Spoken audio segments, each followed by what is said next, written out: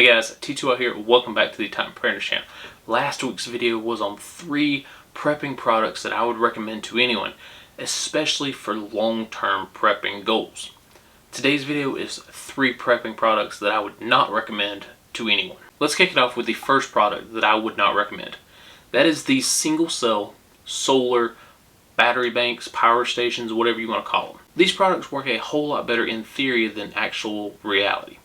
In theory, this will charge your flashlights, your headlamps, your cell phones. Then, when they need recharging, when they need more juice, you simply set them outside in the sun. The single cell solar panel will recharge the device, and now you have an unlimited power station. You have an unlimited ability to charge your cell phones, your flashlights, your headlamps, whatever, by simply sticking this out in the sun.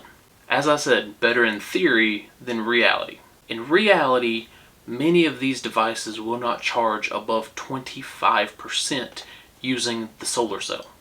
If they do, they're taking multiple days, and we're talking 8, 9, 10, 12 days to recharge this device.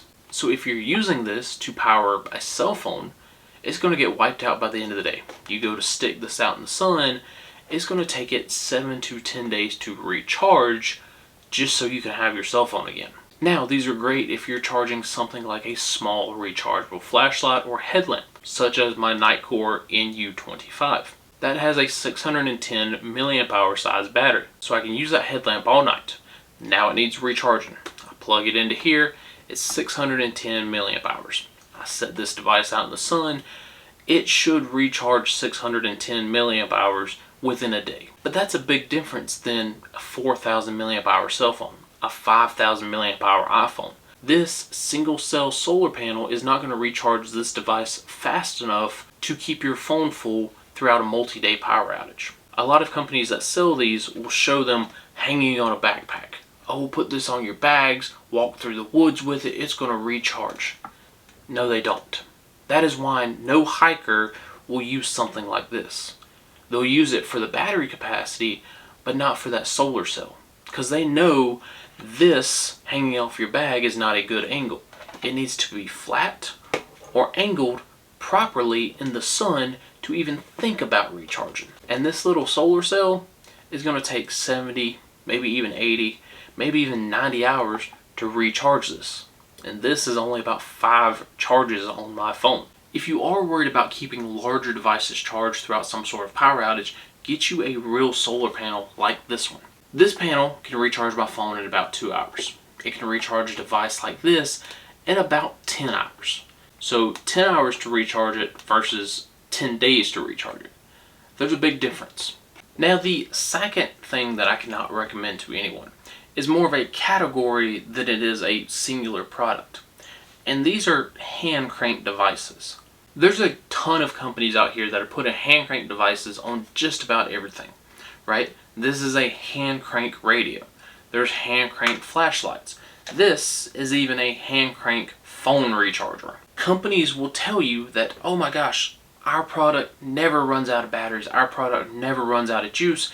If it does, all you have to do is pop this little thing out and twist. You can hand crank this device back to life. Again, that works better in theory than it does reality. The hand crank on this radio is one of the better ones on the market, and even it sucks. For 2 minutes of hand cranking, you get 5 minutes of music.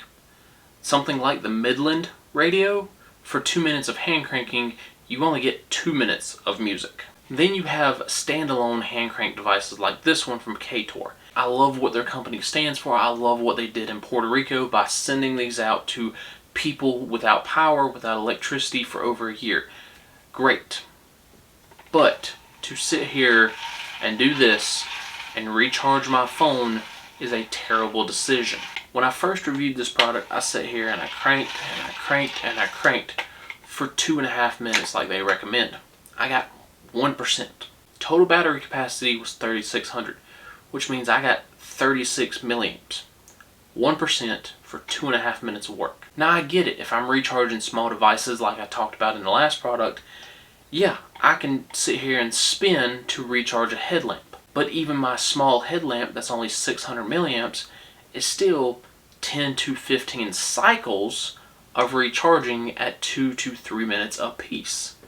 So you're looking at 30 minutes sitting here cranking just to charge a headlamp. Most companies will put hand crank devices like this on their product just to give it that extra step, just to say, oh, look at what we have. The hand cranks usually don't work. The hand cranks are terrible. They're trash, much like this one.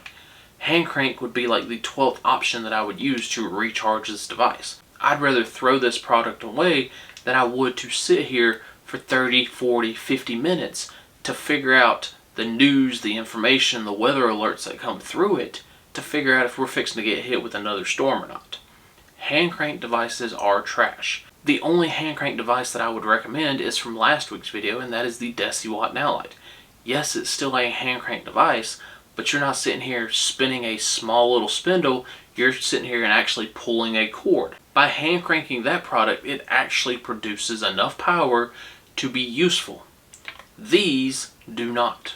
These hand cranks are way too small to do anything, to produce enough power to actually recharge batteries and actually be usable. And the number one product that I cannot recommend to anyone, the 4 Patriots Sun Kettle XL, and more than likely the Sun Kettle itself. When I first saw an ad for the Sun Kettle, I thought, man, that's an odd name for a GoSun, but if it does the exact same thing that the GoSun does, well hell, I love my GoSuns.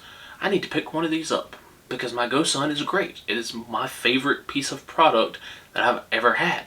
But this is not the GoSun. This is not a solar cooker. This is an overpriced plastic piece of garbage. You see, I've done multiple reviews for the Sun Kettle XL.